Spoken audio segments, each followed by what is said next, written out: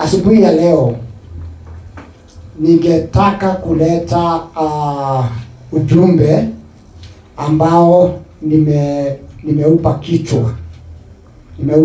kichwa kinachosema the righteousness of God, ama haki ya Mungu. The righteousness of God, ama haki ya Mungu. Na ningetaka tuanze kutoka kwa kitabu cha Mathayo, mstari ambao tunaujua sana, tunaunena mara kwa mara, unanenwa karibu kila siku. Mathayo 6 mstari wa 33. Katika mstari huo wa 33, Bwana Yesu anawaambia, utafuteni kwanza ufalme wa Mungu na haki yake. Seek ye first the kingdom of God and his righteousness. Righteousness ya nani? Ya Mungu. Seek ye first the kingdom of God, ufalme wa Mungu, na haki yake. Haki ya Mungu. Na ningetaka kufafanua ya kwamba anapoongea kuhusu ufalme wa Mungu, anaongea kuhusu ule ufalme ambao Wayahudi hawakuuzoea. Wakati Yohana anakuja, anahubiri ujumbe unaosema tubuni, kwa sababu ufalme wa Mungu umekaribia. Yohana Mbatizaji anapopasa sauti anasema tubuni kwa sababu ufalme wa Mungu umekaribia. Na kama umekaribia, hiyo inamaanisha haujakuweko.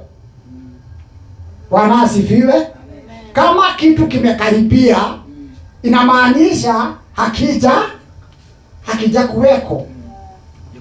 Wakati Yesu anaanza kuhubiri, na yeye pia anasema tubuni kwa sababu ufalme wa Mungu umekaribia.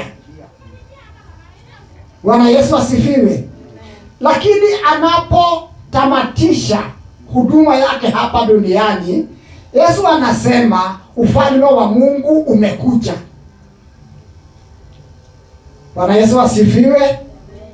Anasema kama ninafukuza mapepo na kufanya miujiza hii yote kwa jina la Mungu, basi ufalme wa Mungu umewajia. Bwana asifiwe. Ufalme wa Mungu umewajia. Mahali pengine anasema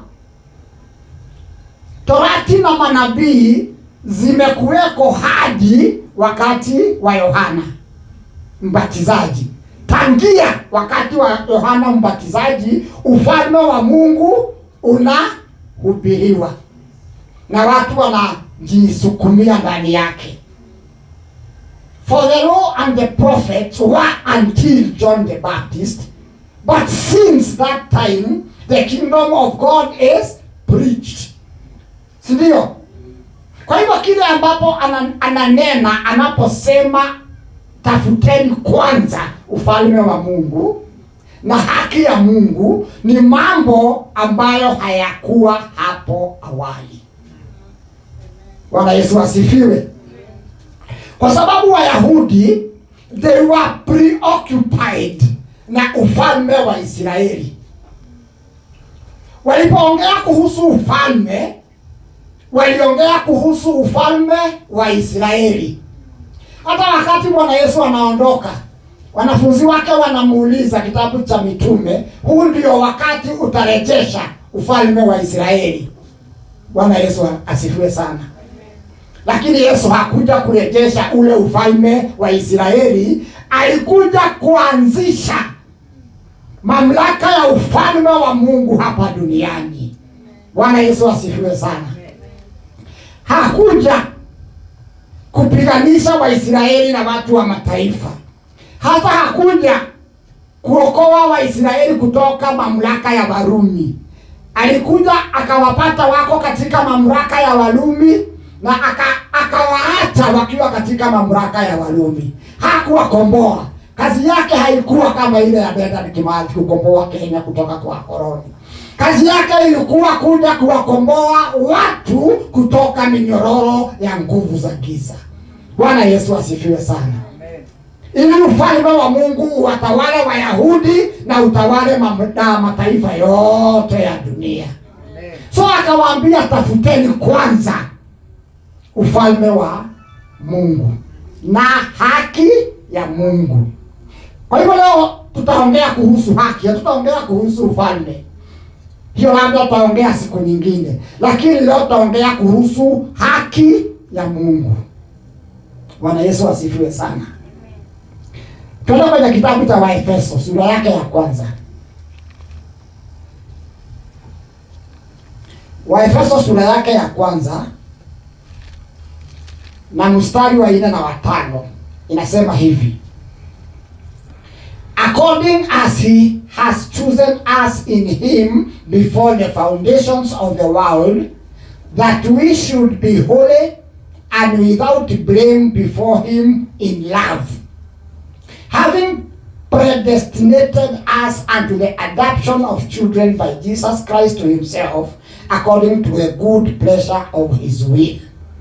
Bwana asifiwe. Inasema kabla kuumba mbingu na nchi, kabla dunia kuumbwa, Mungu alituchagua ndani yake mwenyewe. Bwana asifiwe.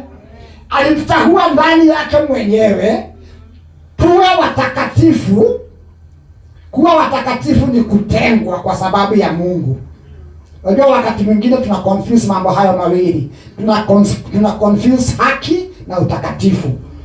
Utakatifu na haki ni vitu mbili tofauti. Utakatifu ni kutengwa kwa ajili ya Mungu. Kitu ambacho kimetengwa kwa ajili ya Mungu ni kitakatifu.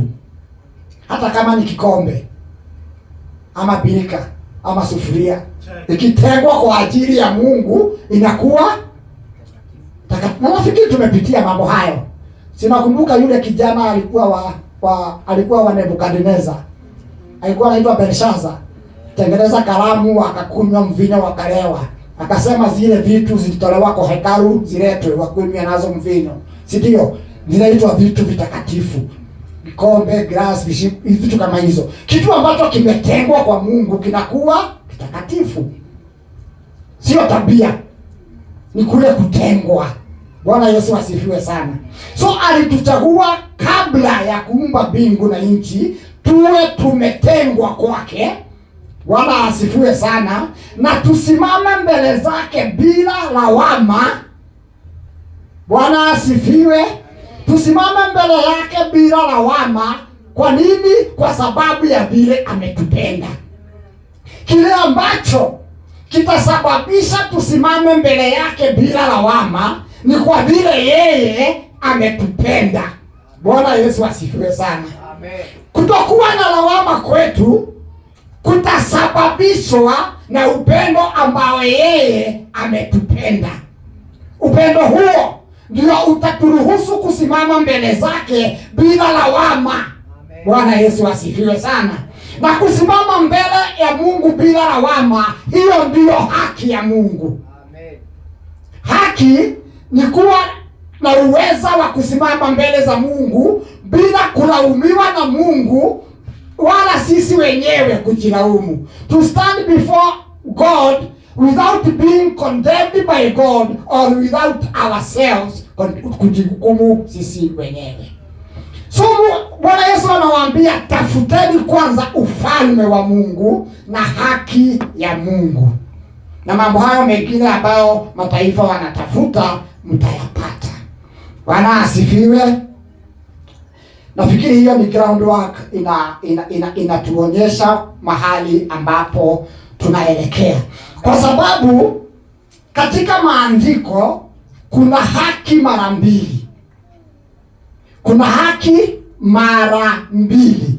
Kuna haki ya Torati ambayo Mungu aliwaambia wana wa Israeli kwenye kitabu cha Kumbukumbu la Torati ya kwamba itakuwa haki yenu, it will be your righteousness, wakati mtafanya mambo yote ambayo yameandikwa kwenye kitabu cha Torati. Hiyo ni haki namna moja, na hiyo haki imefunuliwa katika Torati, ndio kwa maana inaitwa haki ya Torati. Bwana Yesu asifiwe sana. Imefunuliwa katika Torati, ndio kwa maana inaitwa haki ya Torati, na ni haki ya mtu kufanya yale mambo yote ambayo yameamuriwa katika Torati hiyo. Na anapoongea kuhusu watafute haki ya Mungu, haongei kuhusu haki hiyo. Na tutaona Warumi 1:16 pia is a popular verse. Warumi 1:16 na ule wa 17 inasema hivi: For I am not ashamed of the gospel of Christ. Huyo ni Paulo mtume. Anasema haonei haya injili ya Bwana Yesu. Lakini anasema ni kwa nini asionee haya injili ya Bwana Yesu. Na anasema hapo, sionei haya injili ya Bwana Yesu kwa sababu ndio uweza wa Mungu wa kuokoa kila aaminie. Bwana asifiwe. Kile ambacho kinasababisha asionee haya injili ni kwa sababu injili hiyo ndio uweza wa Mungu wa kuokoa kila aaminie, Myahudi au Myunani. That is the reason why he is not ashamed of the gospel of Jesus Christ, because it is the power of God unto salvation for all who believe, both Jews and Gentiles. Kisha mstari wa 17 anatuambia ni kwa nini injili hiyo ndio uweza wa Mungu wa kuokoa. Bwana asifiwe. This is important. Haonei haya injili kwa sababu injili ndio uweza wa Mungu wa kuokoa. Lakini ni nini kimefanya injili kuwa uweza wa Mungu wa kuokoa? Why is the gospel the power of God unto salvation? And he answers that question in verse 17. Anasema kwa sababu ndani ya hiyo injili ya Kristo haki ya Mungu imefunuliwa. Bwana Yesu asifiwe sana. Amen. Tafuteni kwanza ufalme wa Mungu na haki ya Mungu. Lakini hiyo haki ya Mungu mtaipata namna gani? Hiyo haki ya Mungu imefunuliwa katika injili ya Bwana Yesu. Na kwa sababu imefunuliwa katika injili ya Bwana Yesu, inasababisha injili ya Bwana Yesu kuwa uweza wa Mungu wa kuokoa kila aaminie. Bwana Yesu asifiwe sana. Amen. The righteousness of God as opposed to the righteousness of men. Bwana Yesu asifiwe. Amen. Haki ya sheria ni haki ya mtu. Haki ya sheria ni haki ya mtu mwenyewe ambayo inatokana na yeye kutenda yale mambo yameandikwa katika sheria. Mhubiri ametoka kutuambia hapa, kuna watu ambao wakikutana wanafanya mambo ya kubusu. Ati kwa sababu imeandikwa kwenye Biblia ya kwamba salimianeni na a holy kiss. Na hiyo ilikuwa ni desturi ya Wayahudi kusalimiana hivyo. Hata ukisoma kwenye maandiko ya Agano la Kale, taona watu walikutana akamwangukia akambusu kwenye shingo. Mambo kuna mambo ambayo ilikuwa ni desturi ya wale watu. Lakini kuna watu wanataka watimize kila chochote ambacho kimeandikwa kwenye Biblia ili wajihisi ya kwamba wamekuwa wenye haki.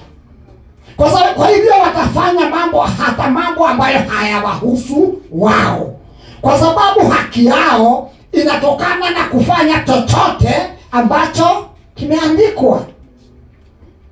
Kuna watu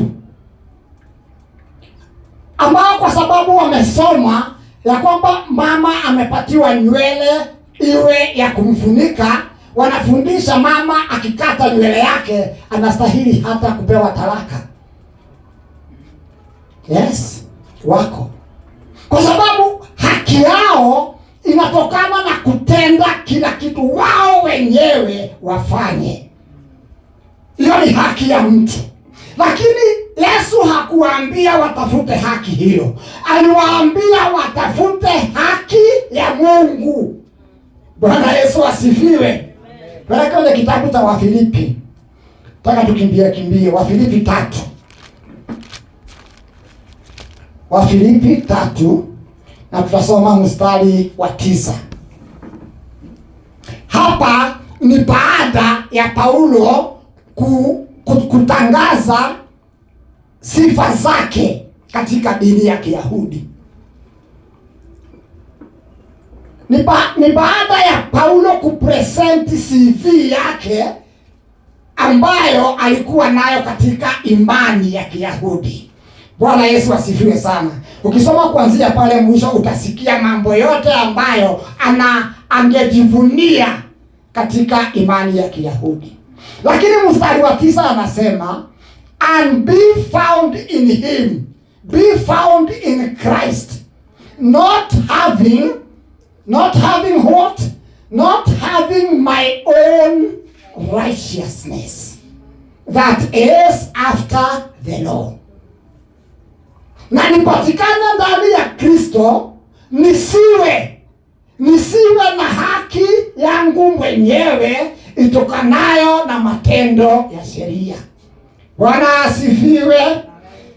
Lakini niwe na haki itokayo kwa Mungu.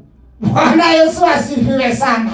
Niwe na haki itokayo kwa Mungu ambayo mtu anaipata kwa Mungu kwa njia ya imani ya Yesu Kristo Bwana. Amen. Glory to God in the highest. Hiyo haki ambayo watu wanaitafuta ya sheria, hiyo haki ambayo watu wanaitafuta ya matendo, Paulo anasema niwe ndani ya Kristo baada ya kumjua Kristo, na nikahesabu mambo yote yale yangu ni ya hasara baada ya kumuona Yesu na kumjua Yesu. Sasa ombi langu ni niwe ndani yake, nisiwe na haki yangu mwenyewe ambayo inatokana na matendo ya sheria. Amen. Lakini nipokee haki kutoka kwa Mungu ambayo inapatikana tu kwa mtu akimwamini Bwana Yesu. Amen. Glory to God in the highest. Amen. Tafuteni kwanza haki ya Mungu. Bwana asifiwe. Amen. Unajua hizi haki mbili zinawachanganya watu. Na hii ni shida kubwa hata miongoni mwa Wapentekote.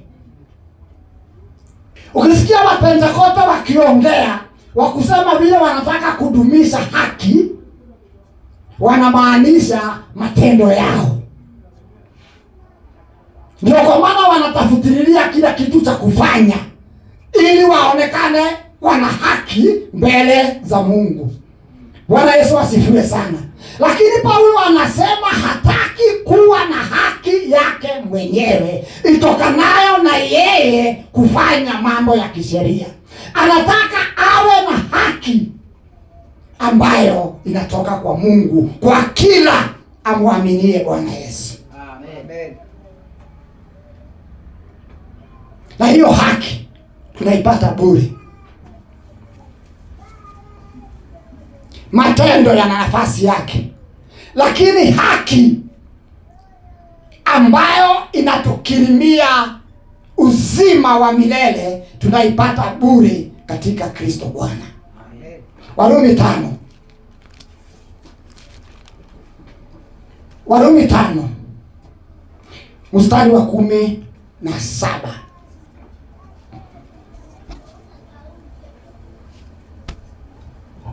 Inasema hivi: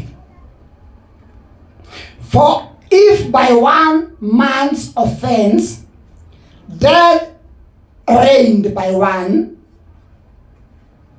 much more they which receive abundance of grace and the gift of righteousness shall reign in life by one Jesus Christ.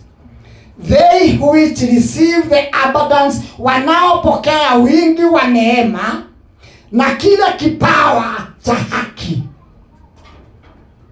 Bwana asifiwe. What is a gift? Ni kitu mtu amepewa tu, si ndio? Ni kitu mtu amepewa tu,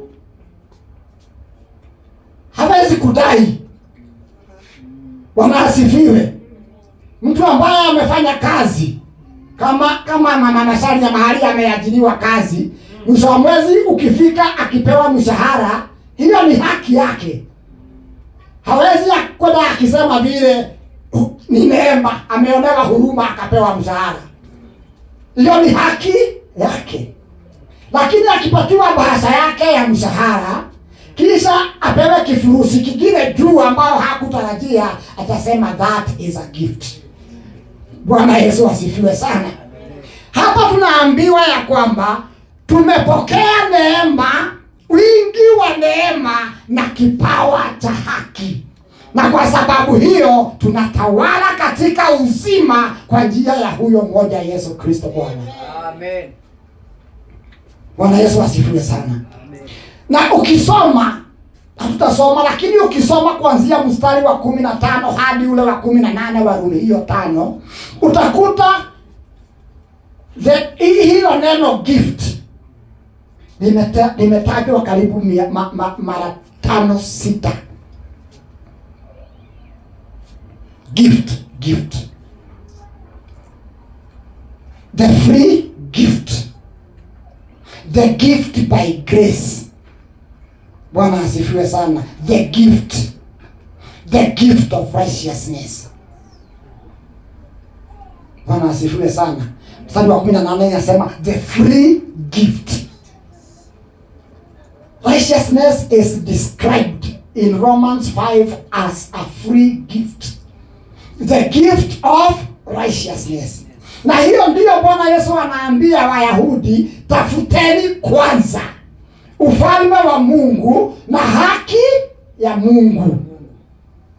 Paulo anatuambia hiyo haki ya Mungu imefunuliwa katika injili ya Bwana Yesu.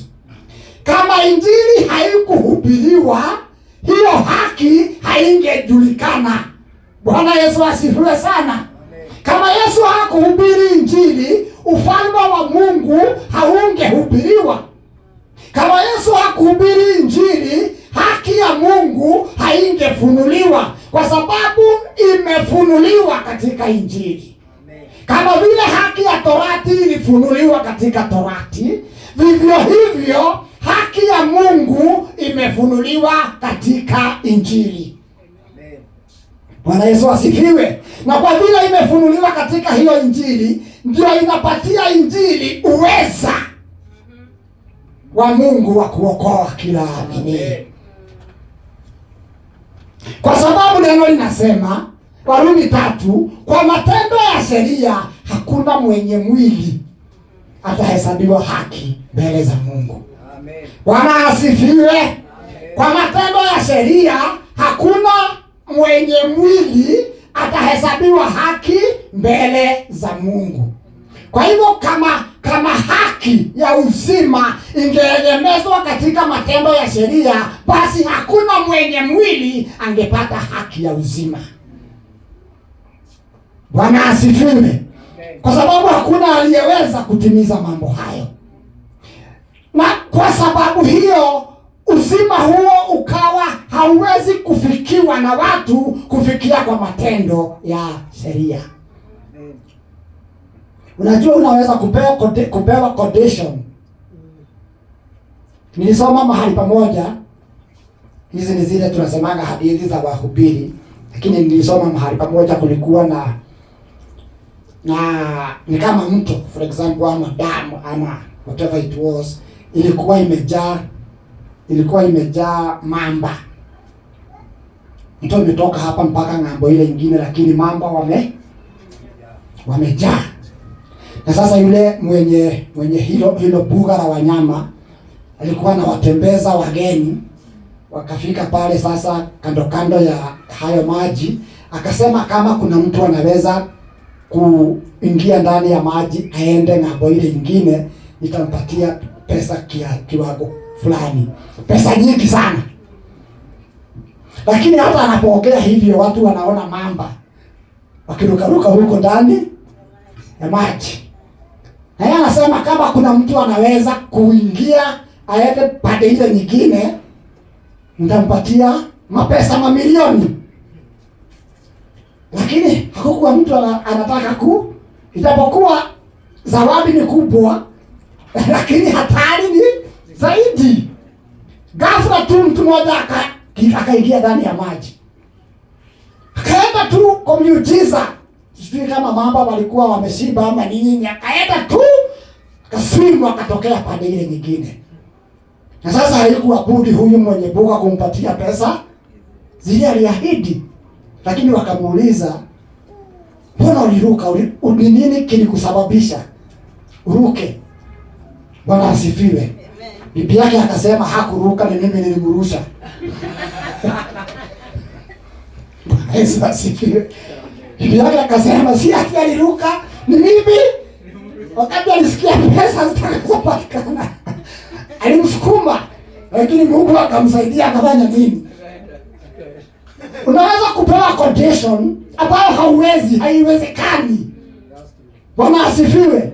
Kwa hivyo kama Mungu angeegemeza matendo ya sheria ili mtu apate uzima wa milele, ingewezekana kwa mtu awaye yeyote. Ndio kwa maana walitafuta mtu mbinguni akakosa, wakatafuta mtu duniani akakosa, wakatafuta mtu hata kuzimu akakosa, kukawa hakuna mtu. Yohana akalia sana, lakini mzee mmoja akamwambia usilie Yohana, kuna mmoja ambaye amehitimu.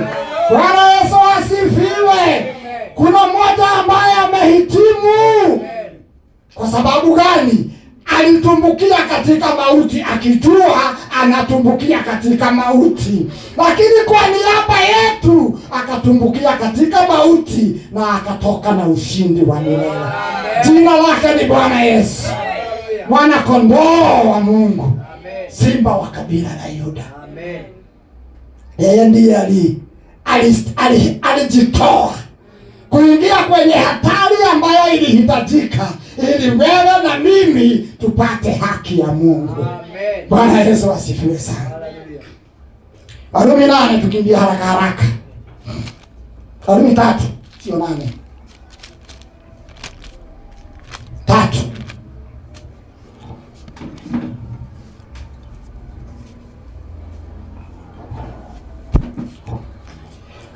Warumi 3 kuanzia mstari wa, hata tusome kuanzia mstari wa 23. Angalia sana. Inasema watu wote wamefanya dhambi na kupungukiwa na utukufu wa Mungu, lakini wanahesabiwa haki bure. Mstari wa 24, wanahesabiwa haki bure. Hiyo ni kumaanisha bila wao kutoa gharama. Amen.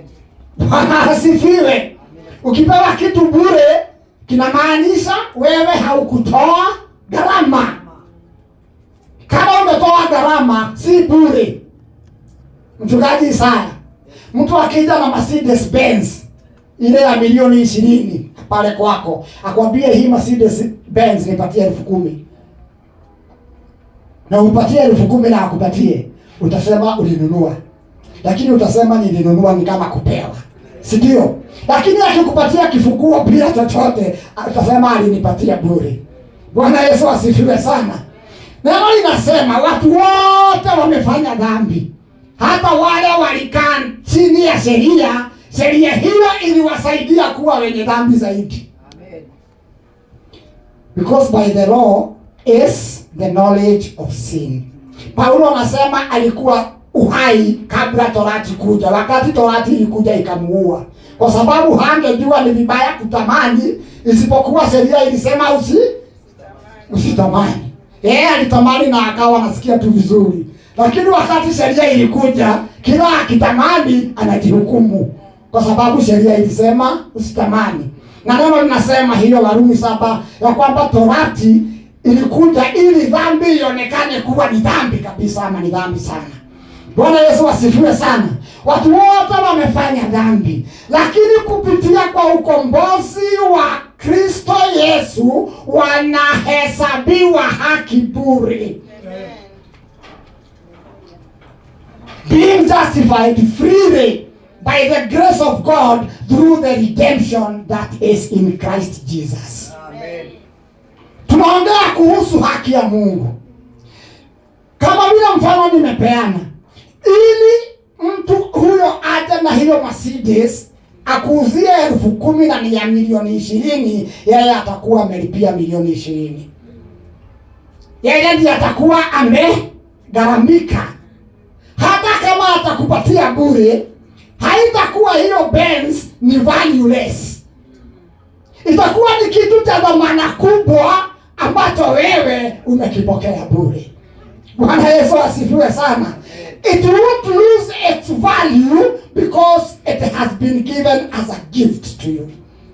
It will still remain valuable though you have received it by the grace of the giver, kwa ukarimu wa anayekupatia. Bwana Yesu asifiwe. Kuna mahali tunaenda, inasema wanahesabiwa haki kwa ukombozi ulio katika Kristo, ambaye Mungu amemtoa awe patanisho.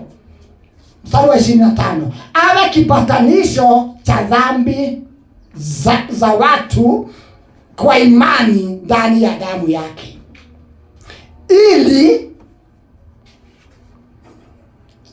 mstari wa 25, ili haki ya Mungu, to declare his righteousness for the remission of sins that are past through the forbearance of God. Ili Mungu aonyeshe uhaki wake. Nikusomea hiyo ya Kiswahili mchungaji, ili niweze kunukuru vizuri. Lakini kile ambacho nataka kusema ni kwamba ili Mungu aweze kutuhesabia haki bure, kuna vile yeye mwenyewe alifanya ili aonyeshe ya kwamba anapo tuhesabia haki bure, yeye ana haki ya kufanya hivyo. Bwana asifiwe. Umefika hapo mstari wa 25. Andiko anasema Warumi 3:25, ambaye Mungu amekwisha kumweka awe upatanisho kwa njia ya imani katika damu yake, ili aonyeshe haki yake kwa sababu ya kuziachilia katika ustahimili wa Mungu dhambi zote zilizotanguliwa kufanywa. Yaani Mungu amemtoa Kristo ili yeye Mungu aonyeshe haki yake, aonyeshe yeye ni wa haki katika kile ambacho anakifanya. Bwana Yesu asifiwe sana. Mungu anataka kudhihirisha uhaki wake anapomtoa Bwana Yesu, aonyesha ni kwa nini aliweza hata kuwaondolea makosa, akakosa kuwaadhibu wale ambao walitangulia kufanya dhambi. Mstari wa 29 na 6, to declare, I say, at this time his righteousness. Bwana asifiwe. That he might be just. We are speaking about God. Kwanzia mstari wa 25 inaongea kuhusu Mungu. To declare, I say, at this time his righteousness, that he might be just, ili aonekane ni wa haki anapowahesabia haki wenye dhambi. Bwana Yesu asifiwe sana. Kama sadaka ya Kristo haingefanyika, kama Mungu hangesababisha sadaka ya msalaba kufanyika, Mungu hangekuwa na haki ya kuwahesabia wenye dhambi haki. Bwana asifiwe sana. Kama sadaka ya msalaba haikufanyika, Mungu hangekuwa na haki ya kuwahesabia wenye dhambi ya kwamba wamepata haki. Anasema kwenye kitabu cha Kutoka 24 ya kwamba hakuna hata wahi kumhesabia mwenye makosa ya kwamba hana makosa. Lakini katika kitabu cha Isaya sura yake ya 53 neno linasema ya kwamba Kristo amegharamika, amechapwa, amepigwa, ameuawa, ametukua adhabu yetu ya dhambi, na ameteswa kwa ajili ya dhambi zetu. Ya kwamba Mungu alichukua dhambi zetu zote akaziweka juu yake, kisha akamuadhibu vile Mungu anajua kuadhibu dhambi. Kwa hivyo dhambi zetu na makosa tumeadhibiwa katika Kristo. Kristo amelipa kikamilifu adhabu yetu ya dhambi, na kwa sababu amelipa kikamilifu adhabu yetu ya dhambi, sasa Mungu ana haki ya kuwahesabia haki waliofanya dhambi. Amen. Bwana Yesu asifiwe sana. Amen. Kupitia kwa sadaka ya msalaba, Mungu ana haki. Hakuna mtu anaweza kumuuliza mbona umehesabia huyu haki na ni mwenye dhambi. Ana haki ya kuwahesabia haki bure wale wamwaminio Bwana Yesu. Tafuteni kwanza ufalme wa Mungu na haki ya Mungu. Hallelujah. Bwana Yesu asifiwe. Amen. Hebu tusome tena sasa from that understanding. From verse 23. For all have sinned and have come short of the glory of God, being justified freely by his grace through the redemption that is in Christ Jesus, whom God has set forth as the propitiation through faith in his blood, to declare his righteousness for the remission of sins that are past through the forbearance of God. To declare, I say, at this time his righteousness, that he might be just. Who? That God might be just, and the justifier of him who believes in Jesus Christ. Amen. Bwana asifiwe. Kama pengine kwenye kitabu hicho cha Warumi 4 inasema ya kwamba wale wasiofanya kazi lakini wanamtarajia yeye ambaye anawahesabia haki wasio wataua. That is verse 5. Or from verse 4. Now to him that worketh or works is the reward not reckoned of grace but of debt. Hiyo ni kama ile nilisema nikapeana mfano na mama Masharia. Akipewa mshahara wake, hiyo sio grace, hiyo ni haki yake. Lakini kama hakufanyia kazi ingekuwa ni grace. Mstari wa 5 unasema, but to him that works not, but believeth on him that justifies the ungodly, his faith is counted for righteousness. Bwana asifiwe sana. Amen. Haki ya Mungu ni haki ambayo Mungu mwenyewe ameilipia kikamilifu. Amen. Ni haki ambayo Mungu mwenyewe ameilipia kikamilifu, kisha ametupatia kama zawadi kwa sababu tumemwamini Bwana Yesu. Amen. Glory to God in the highest. Amen. Tafuteni kwanza ufalme wa Mungu na haki ya Mungu. Kwa sababu kama nilivyosema kuna haki mara mbili. Kuna haki ya sheria na kuna haki ya imani. Mambo haya mawili ni tofauti. Haki ya sheria ni bila imani, na haki ya imani ni bila sheria. Bwana asifiwe sana. The righteousness of God is without the law. That is Romans 3:21. Hebu tuende hapo mara haraka, naona saa zimetukimbiza bado. Romans 3. Wacha tuone mstari wa 20 na wa 21. Mstari wa 20 na wa 21, Warumi 3. Therefore, by the deeds of the law shall no flesh be justified in his sight. For by the law is the knowledge of sin. Sheria ilipeanwa watu wajue ni wenye dhambi. Bwana asifiwe. Na kwa hivyo sheria haikupeanwa kuwaokoa watu kutoka kwa dhambi. Kupitia kwa matendo ya sheria hakuna atakayehesabiwa haki mbele za Mungu, kwa sababu kusudi la sheria ni kuwaonyesha watu ya kwamba ni wenye dhambi. Mstari wa 21. But now. Mtu aseme but now. Bwana asifiwe.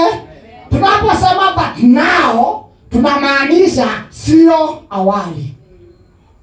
But now, lakini sasa. Na ukisikia hiyo kitu but, ujue kuna hadithi imehadithiwa hapo mbele. You cannot start by but. Si ndio? Ukisikia but, ujue kuna mambo yamenenwa hapo awali. Na yale yamenenwa hapo awali ni kwamba kupitia kwa matendo ya sheria hakuna mwenye mwili atahesabiwa haki mbele za Mungu. Lakini sasa, Bwana Yesu asifiwe.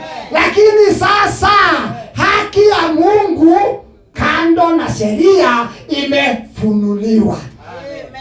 Kando na sheria imefunuliwa. But now the righteousness of God without the law has been manifested. Sionei haya injili ya Bwana Yesu, kwa sababu ndio uwezo wa Mungu wa kuokoa. Kwa sababu ndani ya injili haki ya Mungu imedhihirishwa. Bwana Yesu asifiwe. Lakini sasa haki ya Mungu kando na torati imedhihirishwa. Na torati na manabii ni washuhuda wa hiyo. Bwana Yesu asifiwe. Torati na manabii ni washuhuda, waliongea kuhusu mambo hayo ya kwamba yatakuja. Mstari wa 22 na inasema even the righteousness of God. Yaani hii ni ile haki ya Mungu ambayo inatokana na imani ya Yesu Kristo kwa watu wote ambao wanaamini, kwa sababu hakuna ubaguzi. Bwana Yesu asifiwe. Seek ye first the kingdom of God and the righteousness of God, not the righteousness of man.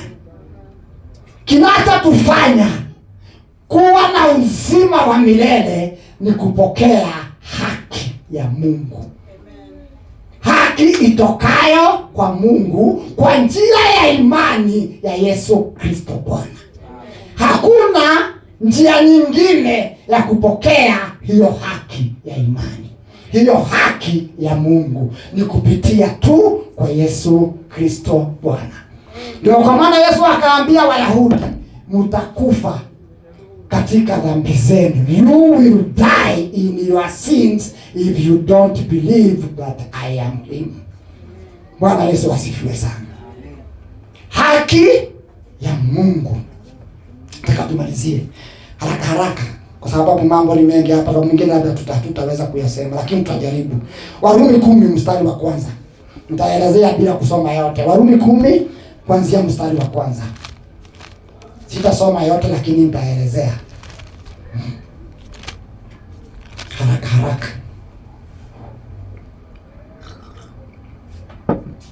Paulo anaongea kuhusu watu wa kabila lake la Waisraeli. Katika hicho kitabu cha Warumi 10 kuanzia sura ya kwanza, anasema wapendwa, kile ambacho natamani moyoni mwangu na ombi langu kwa Mungu kwa ajili ya Waisraeli ni ya kwamba waokolewe. Anasifiwe. Anawaombea wafanye nini? Waisraeli waokolewe. Na kama anawaombea waokolewe, wameokoka kweli? Kile kinasababisha waombea waokolewe ni kwa sababu hawajaokoka. Bwana Yesu asifiwe sana. Amen.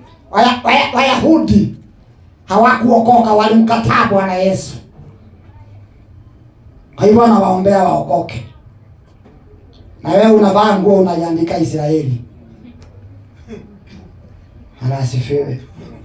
Unavaa kireba unaandika Israeli roho. Kama kitu kama hiyo, na ni watu hata hawajaokoka wanaopewa waokoke. Na wewe umeokoka unaandika. Ni kama vile mchungaji ametuambia mambo ya Mugike, avae nguo andike Mugike. Si ndio? Haina maana, inatokana na kutujua. Si huyo mtu anatafuta Mungu, lakini hajui njia ya kumtafuta Mungu. Anawaombea waokoke. Mstari wa 2 anasema, kwa sababu mimi ni mshuhuda wao, ya kwamba wako na bidii katika mambo ya Mungu, lakini ile bidii haina ufahamu. Ukiwaangalia wako na shughuli mbalimbali za Mungu, wako na bidii ya Mungu katika mambo ya Mungu. They are very active on things pertaining to God, lakini yale mambo wanafanya haina ufahamu, na kwa hivyo anawaombea waokoke. Mstari wa 3 inasema, kwa sababu kwa vile hawakuijua haki ya Mungu, kwa vile hawakuijua haki ya Mungu, wakajiwekea haki yao wenyewe. Bwana asifiwe. Hawakujua haki ya Mungu, kwa hivyo wakajiwekea haki yao wenyewe. Hawakujitiisha, hawakujiweka chini ya haki ya Mungu. Kwa hivyo walitumikia Mungu, ama walifanya shughuli za kiungu kwa bidii, wakiwa kama vile Paulo amesema wa Filipi, wakiwa na haki yao wenyewe itokanayo na matendo ya sheria. Bwana asifiwe. Hiyo ndio nilisema, hasa wa Pentekoste unaposikia wakisema wanataka kutumisha haki, wanaongea kuhusu haki yao wenyewe wale wengi. Bwana asifiwe. Lakini anasema Wayahudi walikuwa na bidii ya mambo ya Mungu, lakini kwa vile hawakujua haki ya Mungu. Sasa nataka uone hatari ya kutojua haki ya Mungu.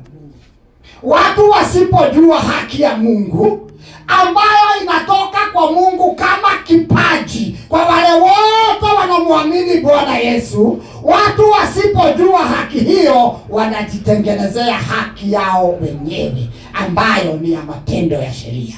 Amen. Na kwa vile hawakujua haki ya Mungu, hawakujitiisha chini ya haki ya Mungu. Nitapeana mfano waje. Wacha tuseme haki hizi mbili ni mwavuli. Mimi nimeshika mwavuli wa haki yangu mwenyewe. Nataka huo mwavuli uwe kinga kwangu kutokana na ghadhabu ya Mungu, lakini ni mwavuli wa haki yangu mwenyewe. Bwana asifiwe. Naye brother Dua amesimama hapa ana mwavuli kama ule wangu, lakini mwavuli wake ni haki ambayo ameipokea kutoka kwa Mungu mwenyewe. Bwana Yesu asifiwe. Yeye ameshika mwavuli wa haki na mimi nimeshika mwavuli wa haki, lakini mwavuli wangu ni wa haki yangu mwenyewe na mwavuli wake ni haki ambayo ameipokea kutoka kwa Mungu. Itakapomwagika ya Mungu juu ya miavuli hiyo miwili, mwavuli wangu hautastahimili ghadhabu ya Mungu, lakini mwavuli wake kwa sababu ni haki ya Mungu utastahimili ghadhabu ya Mungu. Tafuteni kwanza ufalme wa Mungu na haki yake. Bwana Yesu asifiwe sana. That is the difference between the righteousness of man and the righteousness of God. For by the works of the law shall no flesh stand justified before God. Bwana Yesu asifiwe. Lakini tunaambiwa Warumi 5, tukirudi nyuma, tunaambiwa Warumi 5 mstari wa 18 ambao tulisoma. Therefore, as by the offense of one judgment came upon all men to condemnation. Kama vile kwa makosa ya mtu mmoja watu wote walihukumiwa mauti, vivyo hivyo kwa sababu ya haki ya mtu mmoja na kile kipawa cha haki. Bwana Yesu asifiwe sana. Na kile kipawa cha haki, kulitokea haki, watu wakahesabiwa haki ya kuwa na uzima. The free gift came upon all men unto the justification of life. The free gift came to all men unto the justification of life. The justification of life thereby meaning the right to live. Bwana Yesu asifiwe. Watu wote walikuwa wamehukumiwa mauti kupitia kwa makosa ya mtu mmoja. Walihukumiwa, they were condemned kwa sababu ya makosa ya mtu mmoja. Lakini kwa sababu ya haki ya mtu mwingine mmoja na kile kipawa cha haki, wakahesabiwa haki ya kuishi. Bwana Yesu asifiwe. We were condemned men. Our portion was death. But then by the righteousness of Jesus Christ and the gift of righteousness that we have received from God, we have received the right to live. Bwana Yesu asifiwe. We have received the right to live. Malaki 4 mstari wa 3 wa 2 hatutaenda hapo. Lakini neno linasema kwa wale wampendao Mungu, kwa wale wamchao Mungu, jua la haki. Bwana Yesu asifiwe. The Son of righteousness shall be upon them. Anasema Malaki ya kwamba, but unto you that fear my name shall the Son of righteousness arise with healing, katika mabawa yake. Kwa wale wamchao Mungu, jua la haki litawaangukia likibeba uponyaji katika mabawa yake. Amen. Anaongea kuhusu Bwana Yesu. Kwa sababu Bwana Yesu ndiye jua la haki. The Son of righteousness, ambaye ametukujia akiwa na uponyaji katika mabawa yake. Nasi tutarukaruka kama ndama kwa sababu ya haki ya Mungu. Tafuteni kwanza ufalme wa Mungu na haki yake. Bwana Yesu asifiwe. The Son of righteousness shall be upon them, and he will come with healing in his wings, and you shall go forth and grow up as calves. Tarukaruka kama ndama katika zizi. Bwana Yesu asifiwe. Bwana Yesu ndiye jua la haki, ambaye Mungu ametuangazia jua la haki. Tunaponufaishwa na jua, tunafanya nini ili tunufaishwe na jua?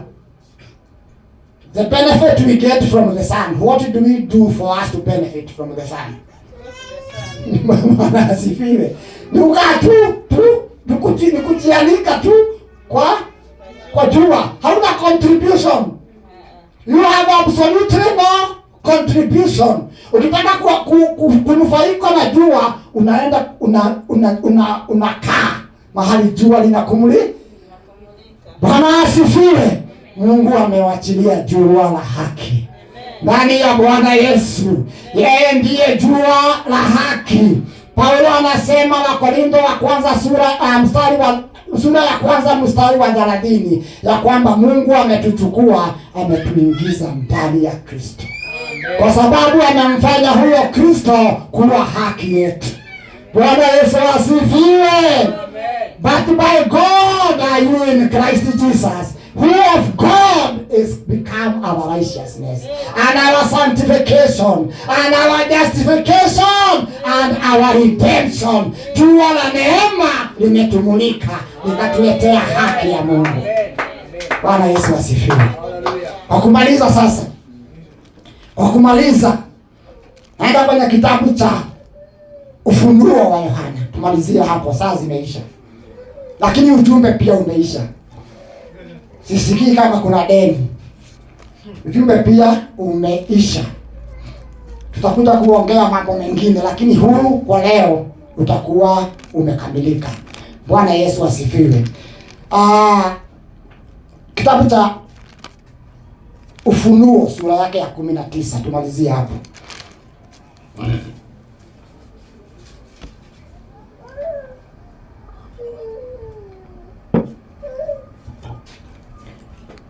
Revelation 19. Soma kwanza mstari wa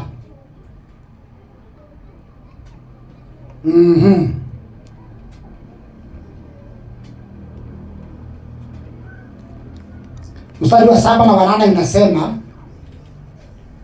let us be glad and rejoice and give honor to him, for the marriage of the Lamb is come, and his wife has made herself ready. The wife of the Lamb has made herself ready. How has the wife made herself ready? Mstari wa 8. And to her, to the wife of the Lamb, was granted that she should be arrayed in fine linen, clean and white, for the fine linen is the righteousness of the saint. Bwana asifiwe. Anasema tufurahi na tushangilie kwa sababu harusi ya mwana kondoo imefika, na bibi harusi wa mwana kondoo amejitayarisha. Na huyo bibi harusi wa mwana kondoo ambaye amejitayarisha amepewa nguo nyeupe, fine linen. Amepewa nguo nyeupe, fine linen, clean and white. Amevalishwa. Bwana asifiwe. Huyo bibi harusi wa mwana kondoo amevalishwa mavazi meupe ambayo ni haki ya watakatifu. Tumevalishwa nguo nyeupe ya haki ya watakatifu. Bibi harusi wa Bwana Yesu amevalishwa na Mungu. Bwana asifiwe. Nguo nyeupe ambayo ni haki ya watakatifu. Huyo ni bibi harusi. Ruka mstari sasa wa 13. Habari ya mstari wa 12. And his eyes were as a flame of fire, and on his head were many crowns, and he had a name written that no man knew but himself. And he was clothed with a vesture. Oh, glory to God in the highest. He was clothed with a vesture dipped in blood, and his name is called the Word of God. They are speaking about the Lord Jesus. Bwana asifiwe. They are speaking about the Lord Jesus, that he was clothed with a vesture dipped in blood. Bibi harusi wa mwana kondoo alionekana amevalishwa mavazi meupe safi sana, lakini bwana harusi alionekana amevalishwa vazi ambalo lilitumbukizwa katika damu. Bwana Yesu asifiwe. The righteousness of the bride of Christ has been achieved because the bride himself has been killed for the purposes of giving himself a clean bride. Haki yetu inatokana na sababu kwamba bwana harusi wetu amevalishwa nguo ambayo imetumbukizwa katika damu yake mwenyewe. By his own blood we have received the gift of righteousness. Glory to God in the highest. Bwana wabariki sana. Bwana wabariki sana.